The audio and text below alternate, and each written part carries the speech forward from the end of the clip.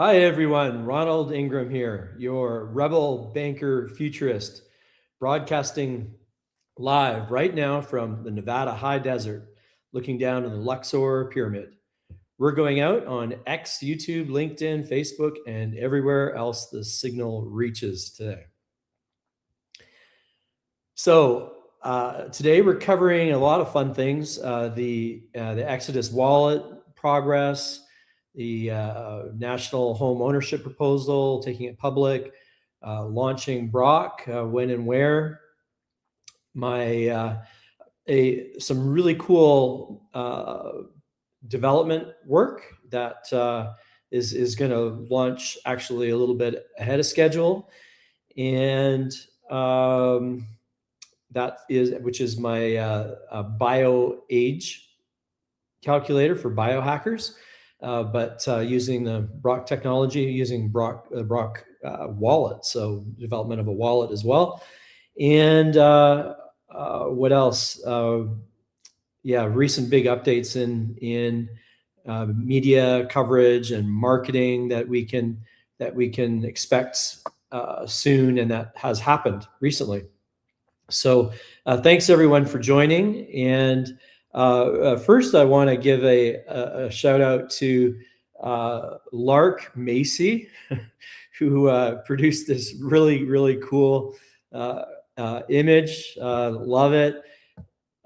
This is really interesting because actually very few people know this, but I have original thought that I had before the possibility of, or the real potential to move banking into space, was a skyship that would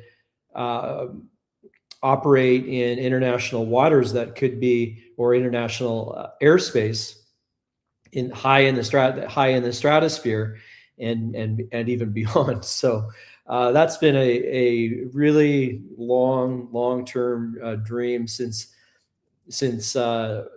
childhood, I think, actually. And this design that Lark came up with, that he generated, AI generation, obviously, but these prompts are not easy to do. Like, just try it sometime. Try to get somebody to give you the Vulcan salute, or call it the split finger salute, or there's all kinds of prompts that I've tried. It's very difficult to get it to come out exactly right. So great work, Lark. That's really cool. I might actually animate that and make it into a short video clip.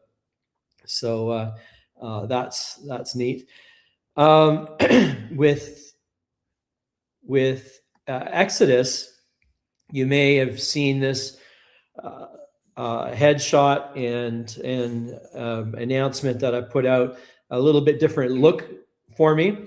That's because that is the headshot that I gave to the president of a television studio that I'm in conversations with about producing and co-hosting a Vegas-based program that'd be programming that would be national in scope, but from the lens and perspective of the Vegas banking zone.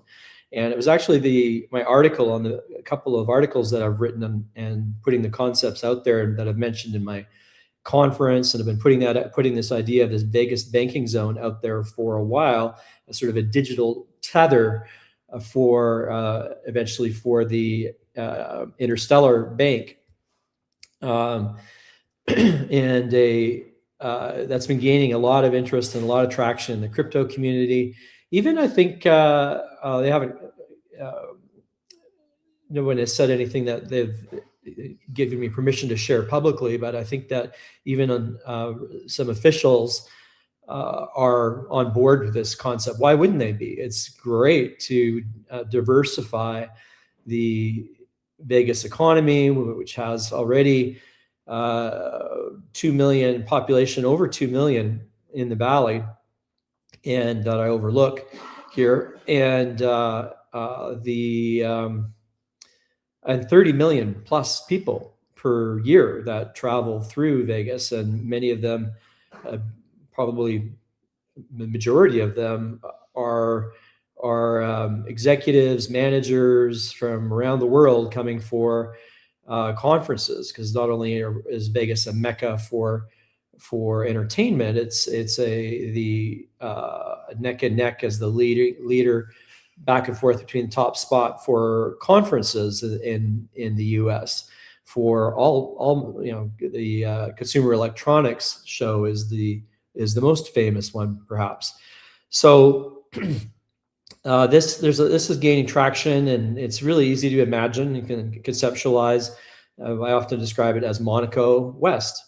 So Monaco, a lot of people don't know, was the catalyst, one of the key catalysts for the success of UBS, one of the biggest banks in the world. Their proximity to Monaco is often seen as not as a key part of their success. So it makes sense, right? Gaming, wealth, transactions, commerce, all kind of go together.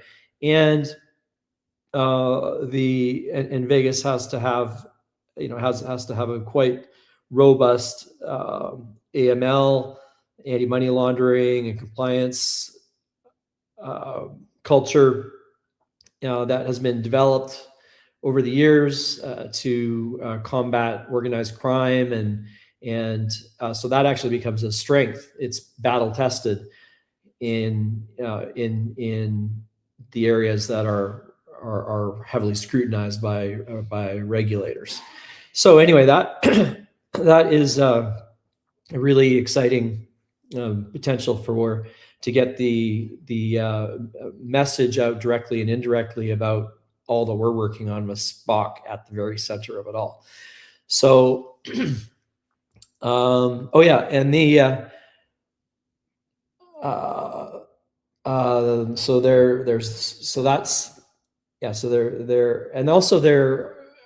that gives me extra leverage. There's this relationship, this being based in Vegas, and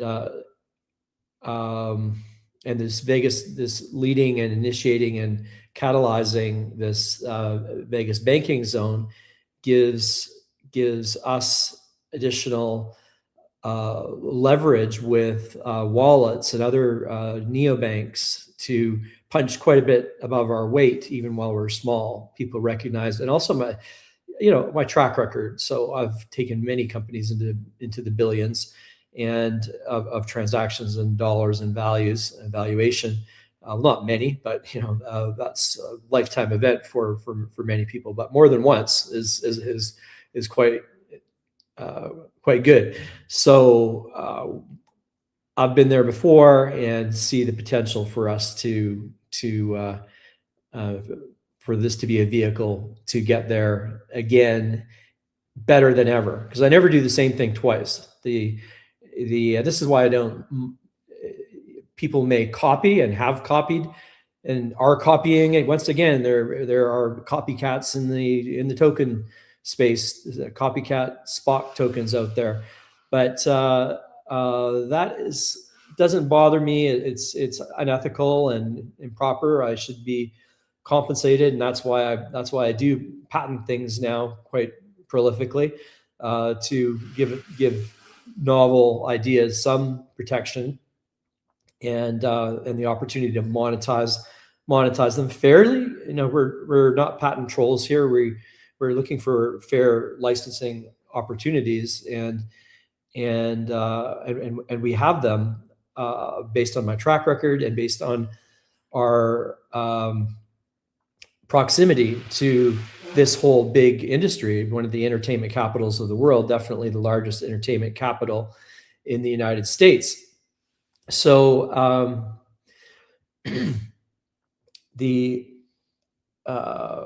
so that gives us the ability to have additional leverage with, say, Exodus. So moving on to the Exodus conversation, I think I can share now that we've had a number of discussions and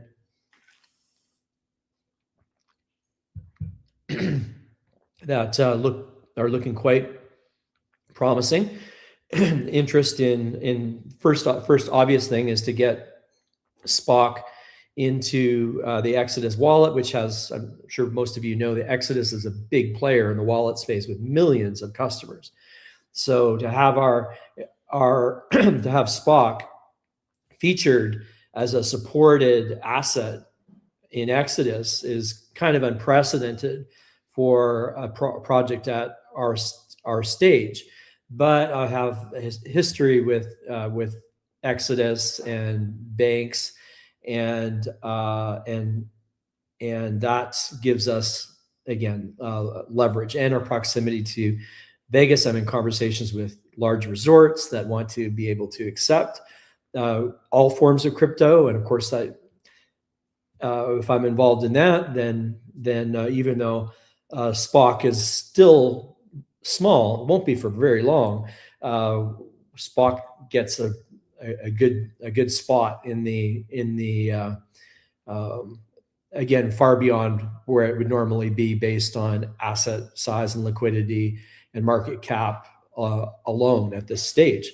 So do you see, this is really very powerful. We have the ability to get Spock into wallets at a very early stage for a project like this, which has the potential to get us to really high level of traction and get and then we've got, as the story gets better and better, it's already a great story. Everyone that has heard about Spock, I'd be interested to compare this project to other projects, especially meme projects, which are literally here today, gone tomorrow. In many cases, 99% of them fail or flatline after the first 24 hours or so. And whereas we're gaining traction, gaining volume, gaining liquidity. We've been in the high millions in market cap, and I think the next stage, as we have more institutional players and corporate players and whales getting involved, is kind of it's not an incremental gradual thing. The next step is a step, right? It is a scaling, factoring type step where it's a multiplier effect. So instead of seeing average trades of 10, 20, $50, whatever it is, we would see 10x or 100x that, and averaged out that would be lower, but that'll be the new level of trades would be much higher. And so why does that matter? It just matters because we want to propagate this idea. We need to have more people involved, and this is the way things go. Nothing ever goes, straight up. It's always two steps forward, one step back at different times and scales, right? That are follow the same exact pattern all the time, but trying to predict it obviously is very difficult because everyone's trying to predict it, and everyone is in competition, and so obviously markets are not that predictable. But the pattern is, so we can say that things that even when they're going on a great trajectory, it's two steps up, one step back. And also we have macro factors that are at play. There's a lot of, obviously Bitcoin is lower than many would expect, and there's a really good reason for that. One of the really obvious ones. There's all kinds of elements. There's a fundamental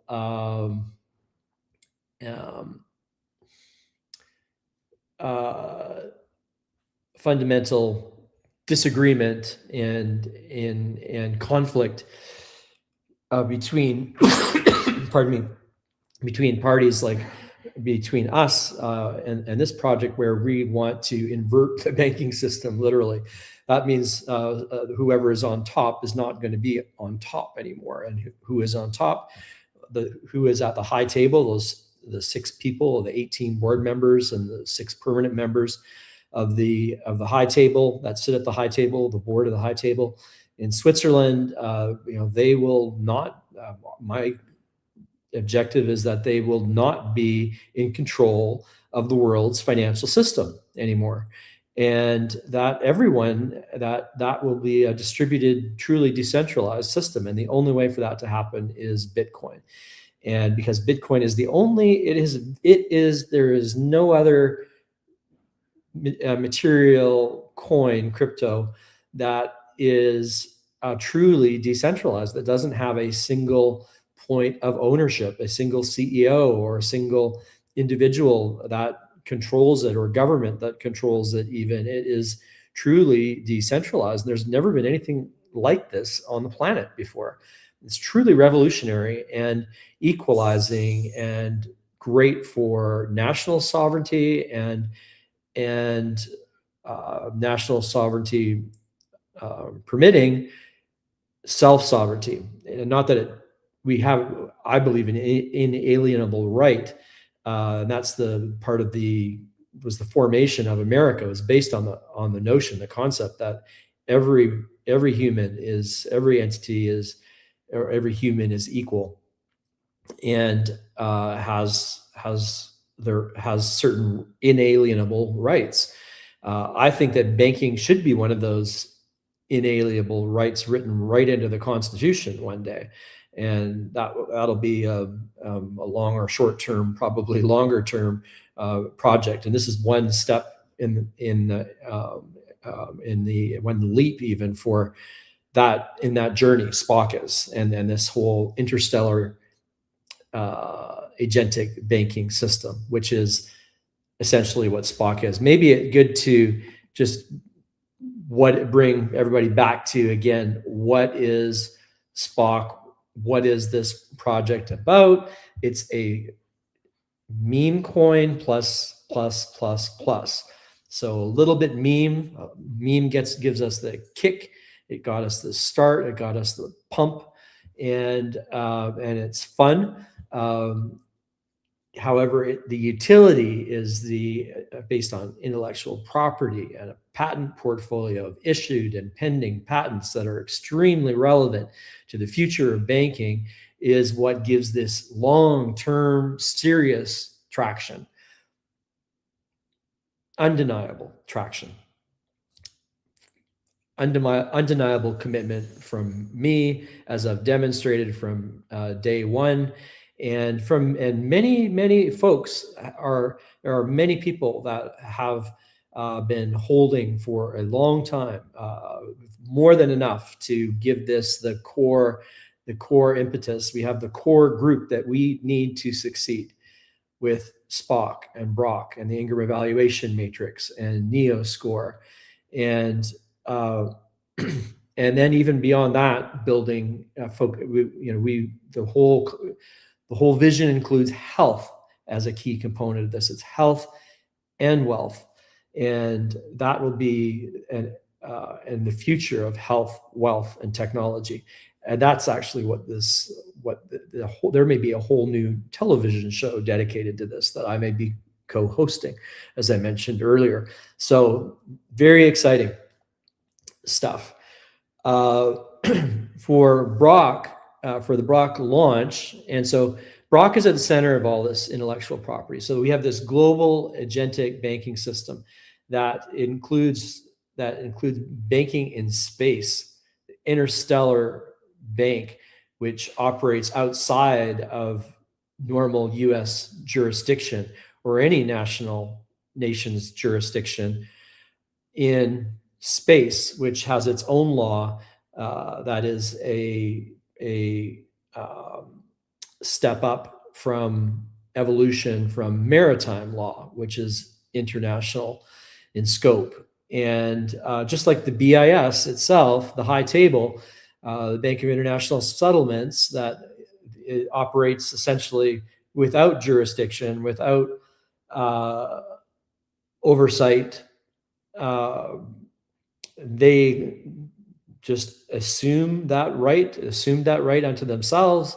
95 years ago, a consortium of nations led by England decided that we're going to make the rules. And that's what they did. And these rules, they the heads of central banks, they often have revealed their allegiance to the Bank of International Settlements, and we've seen that that's how it was that the outgoing chairman of the Federal Reserve, Powell, how he the president of the United States could not fire him. He was literally above the law of the land. He deemed himself and felt confident and empowered to assert rights beyond the state, and therefore to whom? To himself and to the Bank of International Settlements, and other world leaders, like not just bank leaders. Now, bank leaders are often migrating into political leaders. The prime minister, the highest political position in Canada, was appointed by Trudeau, Mark Carney, and walked into the role of prime minister with pre-election. And then there was an election to basically ratify what had already been decided. And I'm sure they were completely fair elections. And who is this Mark Carney? He is one of the most powerful people in the Bank of International Settlements, even though Canada is not a permanent member is not one of the 6 permanent members of the board that controls all central banks in the world. Carney was formerly the chairman of the Bank of England. So he had doesn't that boggle the mind? It'd be like Powell saying, okay, now that I'm out as chairman of the United States, I'm going to go be chairman of the Federal Reserve in Australia or England or some other nation in the world. Like, doesn't that seem strange? So anyway, enough on that. I went a little bit longer on that than I intended to, but it's something that I'm pretty fired up about, and I want to do something about it. And we want to see everybody have a seat at that high table, or in other words, invert that high table, turn the system upside down if necessary, and by establishing Interstellar Bank. And yeah, so also I don't usually talk, I usually just maybe throw in a tiny bit about the biohacking piece. We'll talk about that maybe right now. So here is the screenshot. I have this live and working. It's not available publicly yet, but I created this Bio-Age Calculator. So you can enter in your data. You don't even have to do it manually. You can scan a blood test from LabCorp, any other official blood tests. You can also enter in the information manually. If you enter in the information manually, the numbers that are entered, sort of, so your for your different biomarkers, numbers that you see there in green, if they had been entered manually, they would be red. If they're scanned in from a third-party source, they come in as green. So actually, these are my real results. They've finally been talking about for several weeks now that my blood work for my entry in the X Prize Health Span, $101 million X-Span Health Span prize that I'm aiming for, that I registered for, and have a small community for. That this is so this is what I've been working towards, and this calculator gives, I think it's going to be a big hit for biohackers and maybe anyone else that wants to know their biological age, other than I feel great, I feel, I look whatever age. Rather than saying that to someone, you could enter in your information, and you could get I would say the most objective. And this will, when it goes public, this will have the disclaimer. First thing on it, when you click, it'll say, this is not medical advice, right? This is a tool that we've developed as an indicator for educational purposes. That being said, this is based on the 2018 model that a lot of biohackers use, one of the most well-established ones. And but I've been using it now for over a couple of years, and it became obvious that there are some real glaring issues with the Levin model, and is the best that we had, and it's great. It's a huge leap forward. There was really no objective way. Well-known objective way, sort of standardized way to identify your biological age with any credibility. Right now, you can have contests and competitions, and testing is getting more and more accurate. And this is a unique. This is I haven't seen any calculator like this online. I had to do. So this could be a big hit, actually, and it fits in with the health and wealth plan that I've talked about from day one, which is incredibly important to your individual wealth and your community health and a nation's health and the world's health. So very important to, because what gets measured gets done as well, that old saying. So here you can get your blood work done, put it in, and and you can run it by your doctor if you want validation and debate about it. But there's certain things, some of the things that were wrong in this test that I've rectified.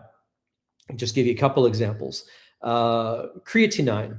So in a normal population, and this is the problem with a lot of the tests, is they're based on large population studies. They're not based on people that are looking for extraordinary performance and extraordinary longevity. They're aimed more at the norms and averages and base levels, and traditional medicine always looks at things through the lens of pathology rather than seeking what is extraordinary. They're always anything that's an outlier is automatically deemed to be pathological and until proven otherwise.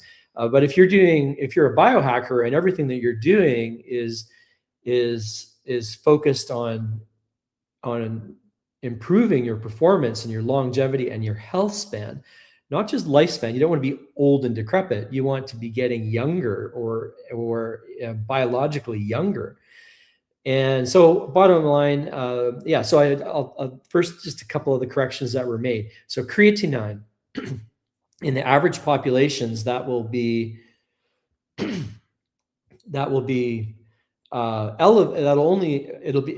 elevation in creatinine is an indication of poor kidney function potentially.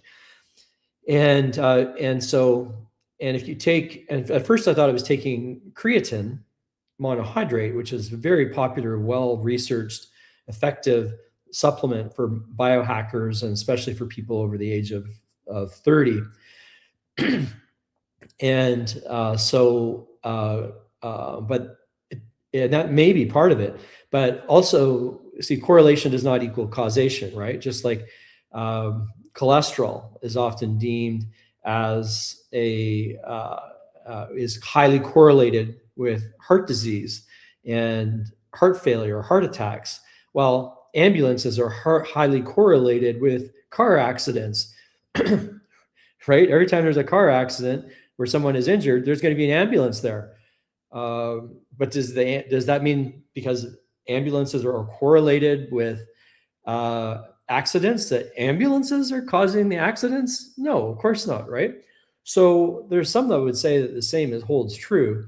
And again, I'm not a doctor. There's some that would say, many biohackers would see that this as an indication, that that the correlation of higher cholesterol is not is not a cause.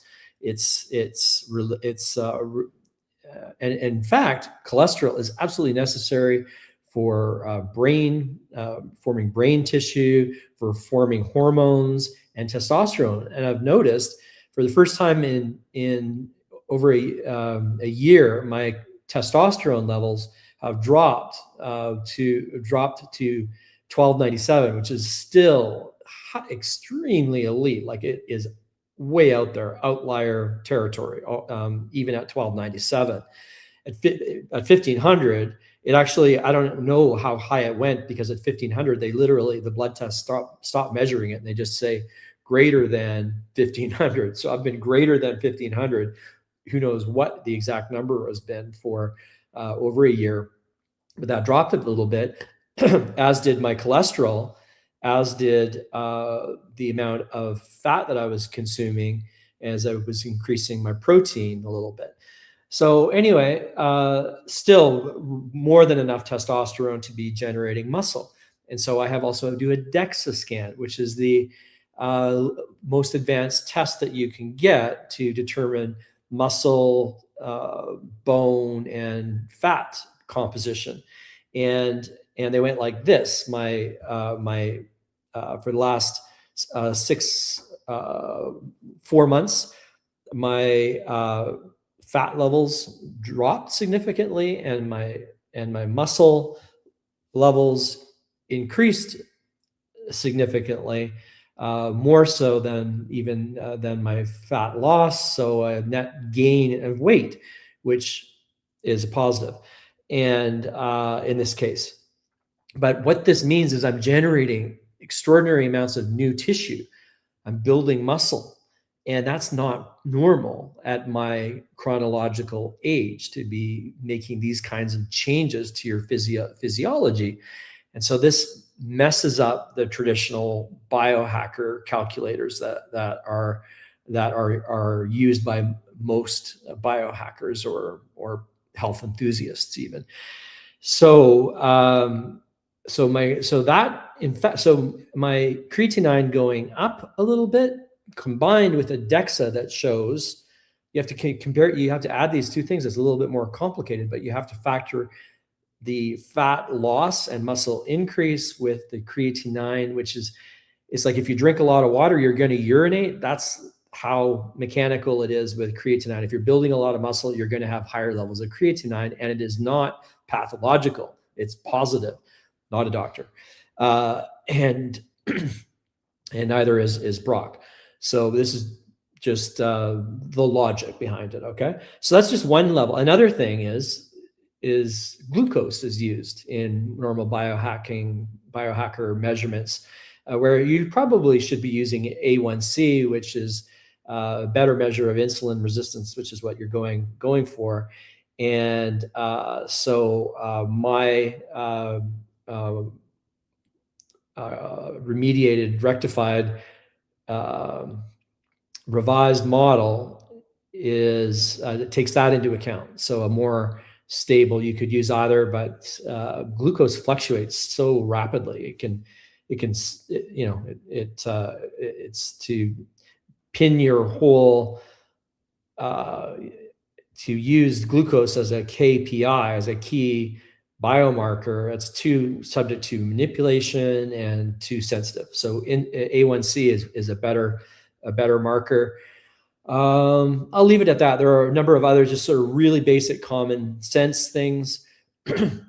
Also, testosterone is not included in any, one more thing, testosterone is not included in any calculators that I've seen. It's not included in the Levin model. And that's because people are unaware, I think, that, pardon me, that testosterone can fluctuate, can increase. It's normally just, it degenerates unless you take patches or injections, which are exogenous, take testosterone exogenously. But endogenous, meaning inside, internally generated, naturally generated, testosterone levels, those don't go up normally, but they are going up for me using my protocol. So, and in that case, when the testosterone is in dot, I have never had an injection of testosterone, never had a patch. And so it's all naturally generated, which helps to stimulate the muscle growth and skeletal strength and energy and youthful feelings and ambition and all kinds of great things of that sex drive. All of those types of things are positively impacted with higher levels of testosterone, especially and without side effects. If in my I'm not a doctor. I'm not going to say that again. I've said it 3 times. I think that's enough. So, endogenous testosterone should be included in a biomarker calculator, and because it's such a powerful impact on every system of the body, including the mind and the feeling of well-being and the feeling of youthfulness and youthful vigor and energy. And it is correlated, understanding the difference between correlation and causation that I just pointed out, but it is correlated with, and it makes sense, it's logical that it would be correlated with longevity, because if you're stronger, you're more resistant to injury. If you have more muscle, more stronger bones, you're not going to break them as easily. Simple as that, right? So there is a correlation, but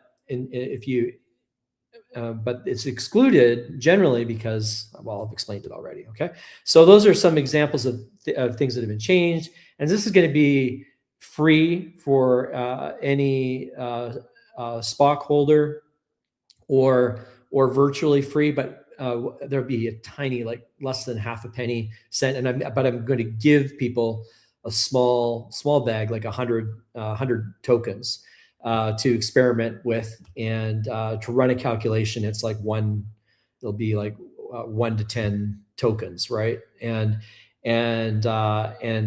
But you see, this actually, now I'm going to bring up the next screen. So this, I've already built this. So now we have essentially a wallet for your Spock that shows you in the context of this biocalculator, right, as the proof of concept. So I give you a bag of Spock, 100 Spock, and I did this for myself. So I used, I started with 100, a balance of, and this was, I'm not moving actual Spock at this stage, so just the number, the ledger, right? So that'll be connected to the ledgers before it goes live, which is going to be before July 24th. And showed that the ledger was working. I tested it all out. So my balance started at 100, and running a bunch of tests came out at 89 after running many calculations. And there's a top-up mechanism. So you can buy more Spock with because it's a utility token. It's a token for use of the service, right? Just like this kind of makes it clear how the Ingram evaluation matrix works, right? You get your tokens, you buy them, you replenish them, a bank does, or anybody that wants to use the IEM for underwriting or decision making. They buy some Spock tokens and replenish them as they use them. And we'll do promotions where we give small amounts of really small amounts of Spock out to people, smaller than the sharing is caring program even. And recognizing that, because you don't want to spend your Spock, you want to spend fiat and then hold your Spock. So there we go. With this is quite a significant development. As you can see, you can also gift Spock, because you can buy it now just with a straight up credit card, and I already have the credit card processing capabilities, as you would expect, and all of that's all linked up. So I'm very confident that I'll be able, I'm thinking being conservative, saying that this will launch before July 24th. And so then anybody will be able to buy SPOCK with their credit card. They'll be able to send it to people, and they'll be able to do this all within this simple, I don't even want to call it a wallet, but we'll call it a wallet for now until I think of something else to call it, your SPOCK account or whatever. Yeah, it's just your SPOCK account. And so that's that. That has made huge strides, huge progress with that. And back to Exodus for a minute. Exodus. So one of the big asks to Exodus is to consider bundling and making Brok your super robo genius banker that has access to all of these tools. Primarily the financial ones I'm talking about, but this is actually pretty cool. And health and wealth, that's what we're all about, health and wealth, for the benefit of yourself and your community and your nation and species. So how fantastic would it be? Just imagine if Exodus, and to start out with, makes Brok known to their users. Never mind promote it, but promoting it, making it available as a bundle with wallets, or when you download the Exodus wallet, have Brok included in that. How powerful would that be? And a real useful tool because so many of these other calculators and things, even when you get from and questionnaires, they're based on subjective things. They'll calculate your biological age based on sleep scores and based on diet. They'll ask you dietary questions, and they're making all kinds of assumptions that I would not want them making for me, because I know that they're wrong. Flat out, I've done the research, and some of the assumptions about what is common sense for health is incorrect, has been disproven. And some things that are deemed to be false are, we have a 2-time Nobel Prize winning scientist, Dr. Linus Pauling, who at the pinnacle of his career, when he was secure enough to be able to speak his mind and invent and share his ideas without fear of repercussions, he went after he had already accomplished 2 Nobel Prizes. He went on to say that vitamin C, high dosages of vitamin C, and now the science has never stopped. There's a whole group, there's a whole branch of science called orthomolecular medicine that has been exploring and having great outcomes that very few people have even heard about. There's many books, and I've studied with some of the experts personally myself, and Abram Hoffer. So Linus Pauling was vitamin C, Abram Hoffer was niacin, and Dr. Michael Colgan looked at things more synergistically and holistically as a scientist, and a highly respected, controversial, but heavily, is very prolific publisher, author. I have all of his probably all of his books, and I studied with him personally. And so it's like this in finance as well. A lot of misconceptions, a lot of things that are commonly perceived to be true. The joke is, no, I won't name names, but some, because they're people too, but some popular pundits on TV who make their predictions, they're almost wrong so often that people do the opposite they call it a fade. So when they fade, they will fade the analyst, meaning that they'll do the opposite. So the analyst says buy, they will sell or go short. The analyst says go short, they will buy.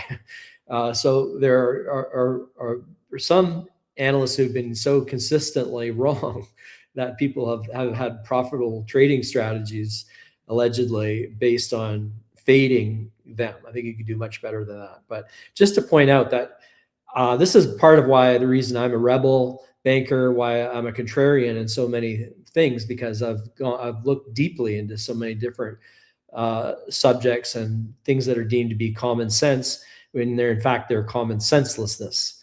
So and illogical. So we are everything that we're doing is fact-based, it's logic-based, and a highly advanced form of logic called quadrivalent logic is utilized. But so enough on this. So to have this revolutionary artificial intelligence, I can tell there's some things I can't tell you about that I've been working on and testing. I've been working on because it's so confidential. But Brok has been doing some very advanced forensic level accounting, and so Brok is going to be very adept. Is already very adept. I already told you my tax story. Very complex international tax calculations, and this is one thing. Like with lawyers and accountants, they always say that's not my area, because human cognition, human bandwidth, and this drive towards specialization over the last 30, 40, 50 years, ever more specialized areas of expertise has led to myopia, intellectual and scientific myopia in many cases, where you can't see the forest for the trees, and you become an expert in the minutia, and you don't see the bigger patterns like a futurist, like I've trained myself as a futurist to do, and to do a deep dive, not just superficially, but a deep dive into many subjects: history, economics, quantum physics, biology, religion, mythology, math, advanced math, and banking, of course. That which is what I'm best known for. But all of those other areas, like biology, my banking colleagues are just learning now about how deep I've gone. And when I publish my next book, Genius, then they'll really see how the protocol, the details of the protocols, and those details are already available. So go to Substack, and my Substack, Ronald Ingram, very easy to find. You can find the first 14 chapters of my book. There's only one more chapter to come, and a huge glossary that will come. So you'll want to get the book when it comes out, but you can get 90% of the content, probably not 90% actually. The last chapter and the glossary is a big chunk of that book.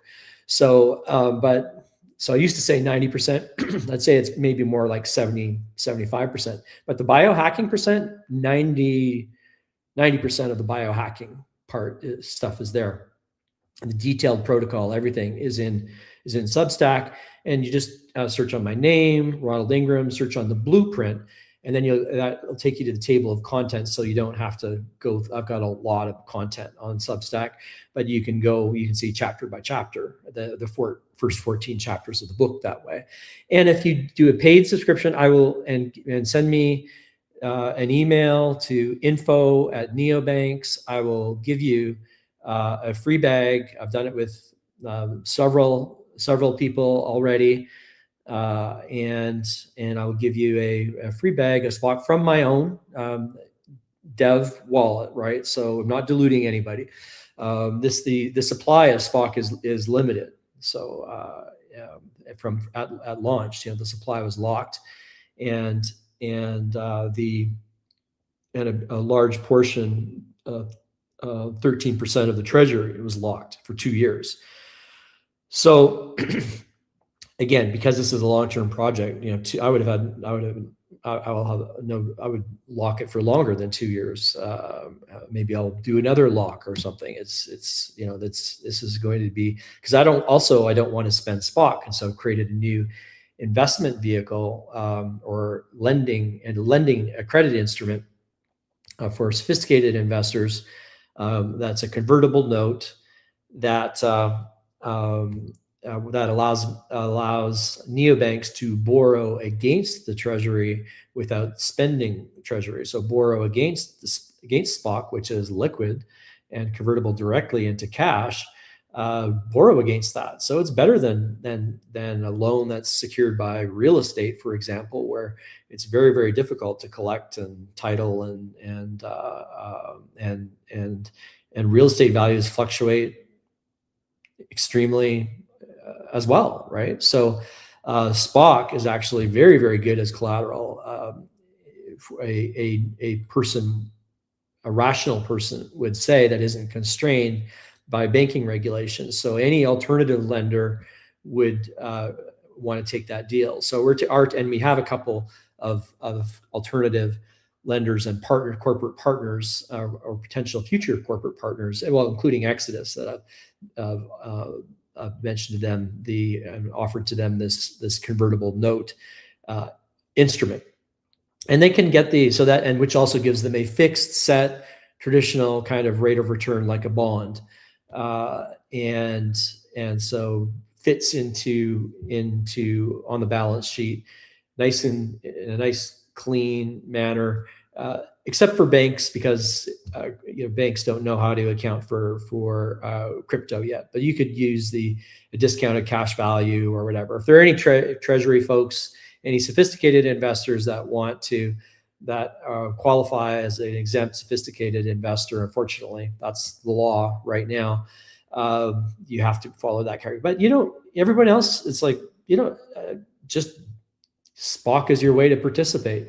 And it's not a security, it's a digital asset, but it gives you exposure to the economic benefit of this overall ecosystem of projects. So that's a very interesting novel approach. And staking, a few people have asked about staking, and so yeah, we'll do that. That makes sense in the future, but and we've got lots of other things. I've also had I have invitations to catch up on podcasts. So the marketing is coming together very well. So I just need to stay focused mostly on the development, make sure that we have a very cool launch. And did I mention yet that I have a theater, so that Brok's launch on July 24th could be on a big screen theater hosted by Tech Alley in downtown Las Vegas. So how cool will that be? So I'm still locking that in, but I've got a yes. So there's some details to work out, but that's really cool. So I've got to make sure that looks really good, and that's what Brok will look like, and at the minimum, and working on voice cloning, and have most voice cloning already, but the sentences are a little bit limited. So we want to get this really polished, and then people will be able to in the future put their own face on it. But the default will be the current Brok face to help with branding and the brand identity, and it's fierce looking intentionally, because you don't want to walk into into a Shark Tank with a pussy, right? You want to have a warrior monk at your side, right? Like a Templar knight backing you up, looking at protecting your assets and putting your self-sovereignty above all next to the law.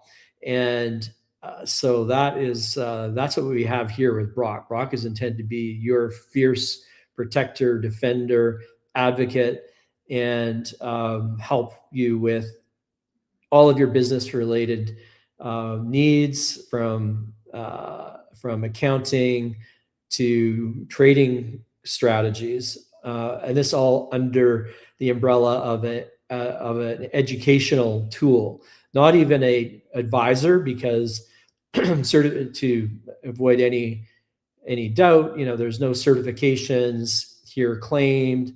Brok isn't a CPA, CFA, or lawyer, hasn't passed the bar. It might be able to if it were allowed to, but it has not. And so it is technically none of those it's not any of those things. It's just a genius.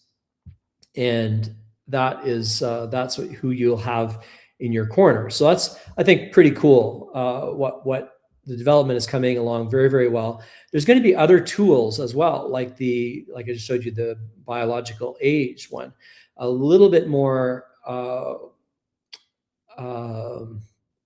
complicated, but even more generally useful. Everybody needs to know their why, and everybody needs to know what their core values are, their mission, their goal. And sometimes people are fuzzy about that, individuals as well as organizations.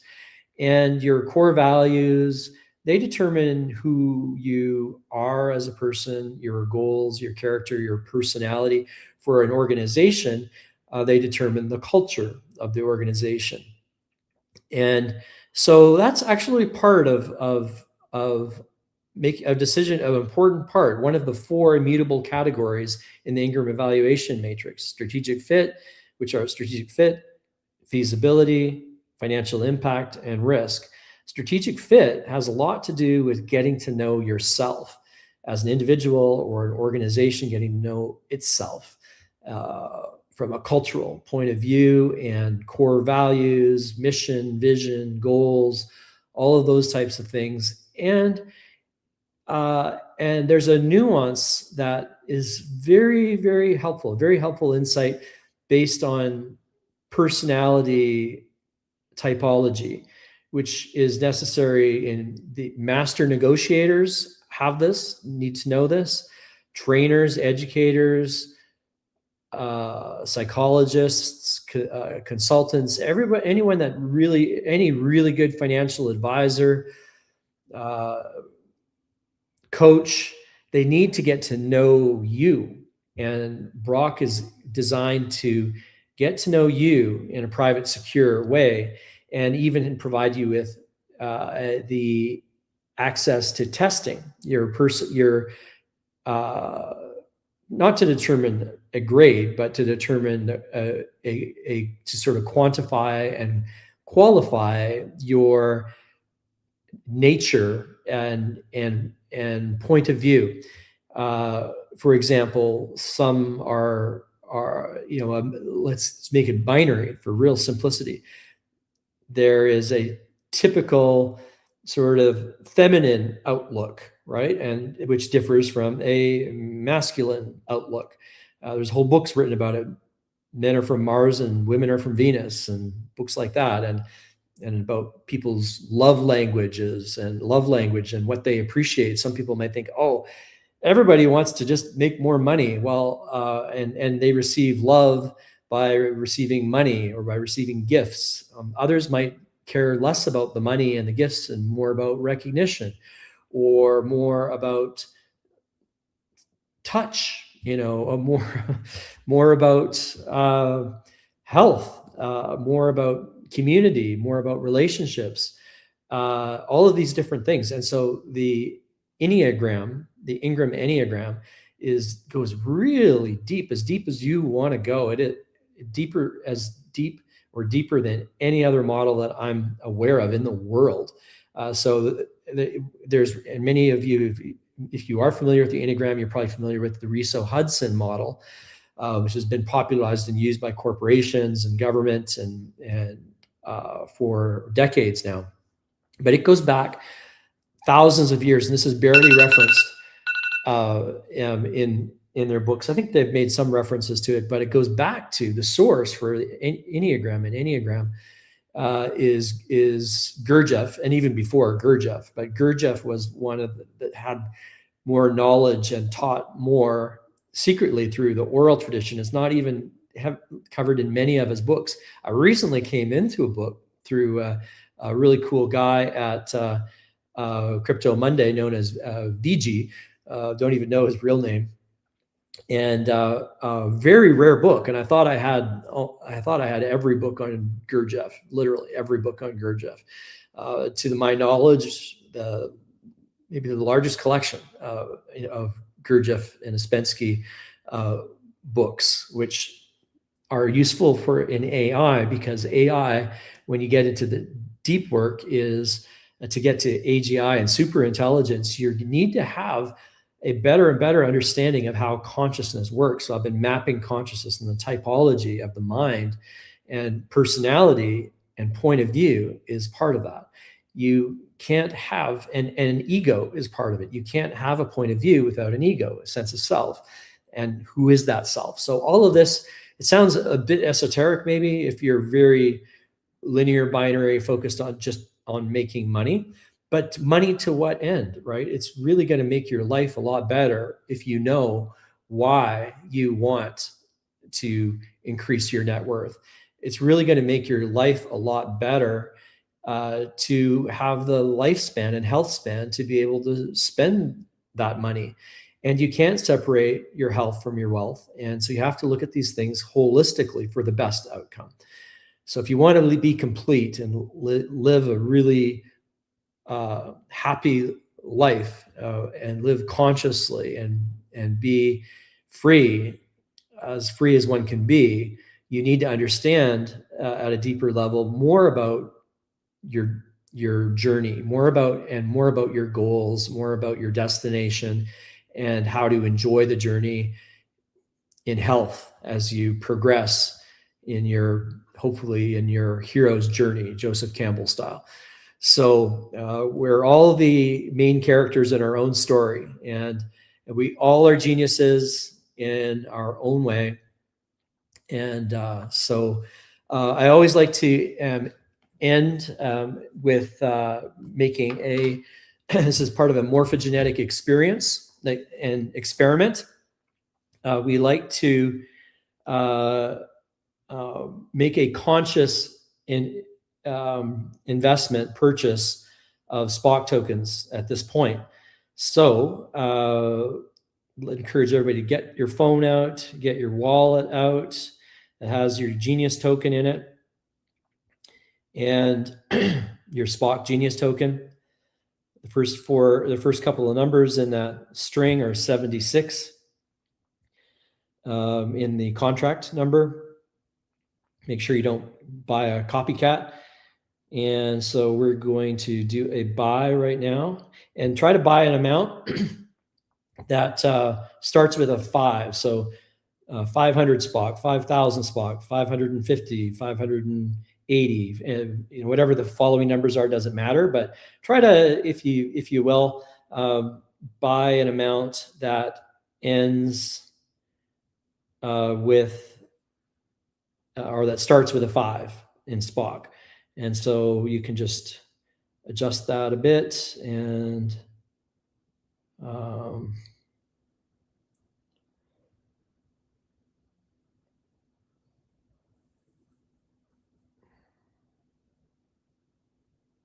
so I'm just doing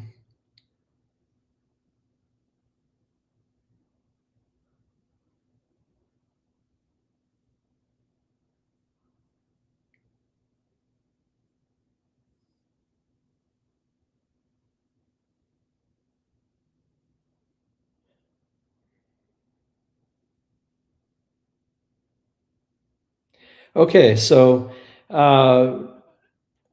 12 would do it, or $12 or $120. Mind you, by the time I said that, it might go up, but it's $12 comes out to 5,066 SPOCK. So I am going to buy $12, and I'm not sure what that, you could do the calculation in Sol, what that would be. But I'm going to buy that right now. And I'll do another, probably do another one as well.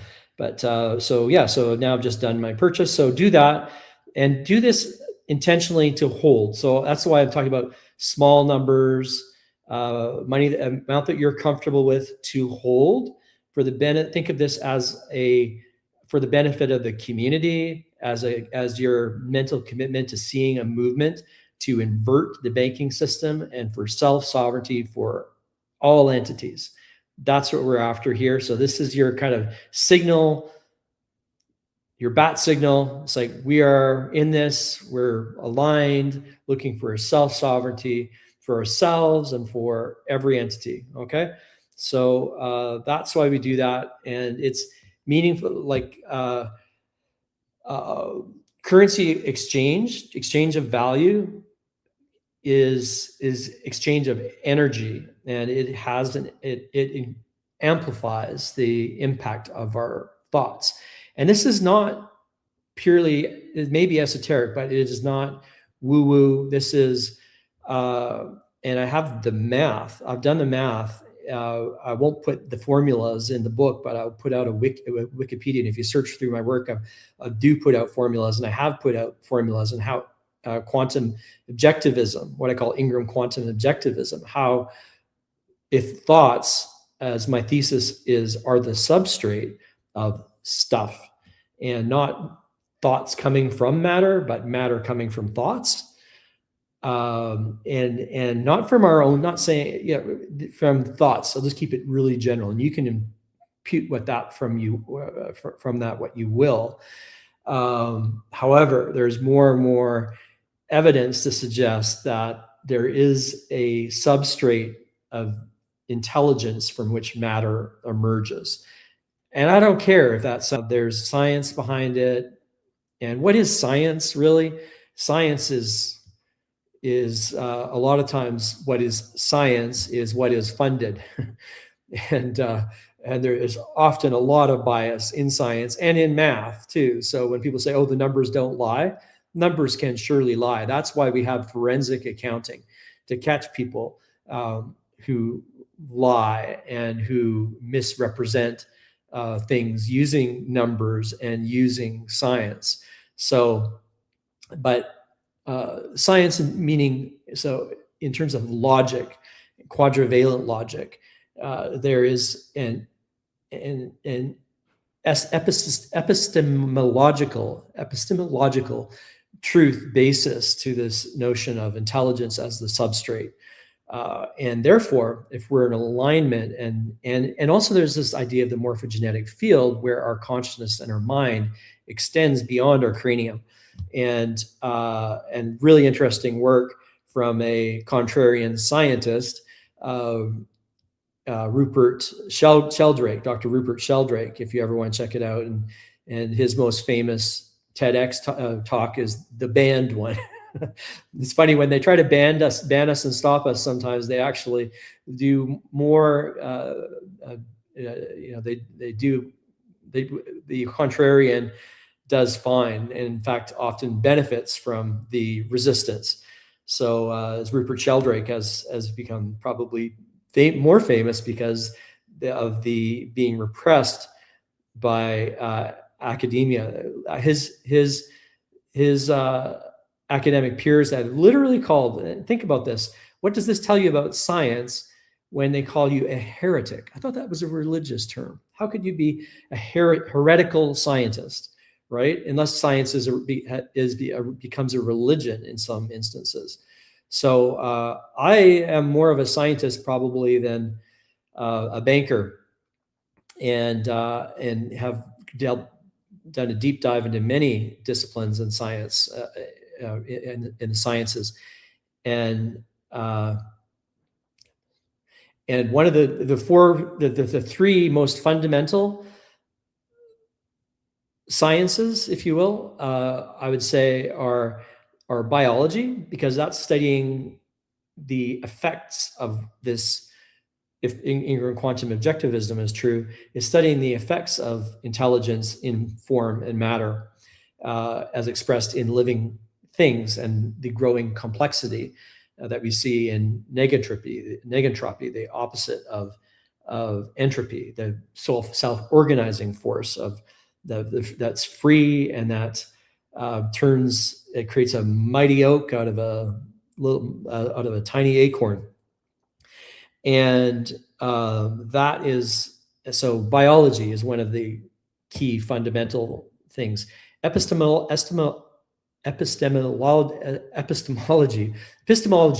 is the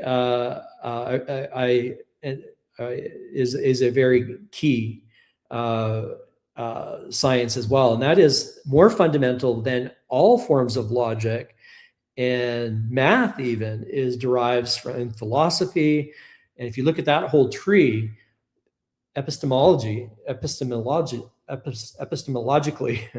I don't know why I'm having trouble saying that. Well, it's because I read a lot, and so I don't usually use these words in public. I write them a lot, but I don't share them verbally that often. I think this is maybe the first time I've used that word on a live stream. So that's another key branch: biology, epistemology, and I will leave the third one for the next call. We're already way over time. So thank you, everyone, and please, the next episode is on Thursday at 6 p.m. and there's a lot happening right now, so it should be exciting. I have more meetings with Exodus coming up, another Crypto Monday meeting coming up, more meetings with the TV studio and the television network, and lots and lots of things, and all kinds of podcasts that have been invited to get on. And I had the first one. Do I have a picture? No. Well, I had one at Tech Alley, actually. The audio wasn't very good though, so I posted a few pics. But unfortunately the audio was good, but the video was kind of grainy. So you can find it and listen to it if you want. But there'll be better ones. I was going to clip it, but it's not. We've got many more podcasts coming up. So. And the key is we're building up towards July 24th. And so as long as we get a good foundation there, and I'd like to get the book out too, as close to that date as possible. So anyway, thank you, everyone. Live long and prosper. Talk to you again soon.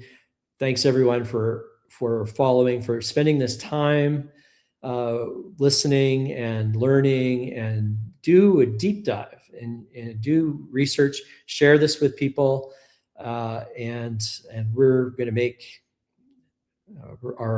we're going to have an amazing journey together, and no hype, lots of development. Live long and prosper.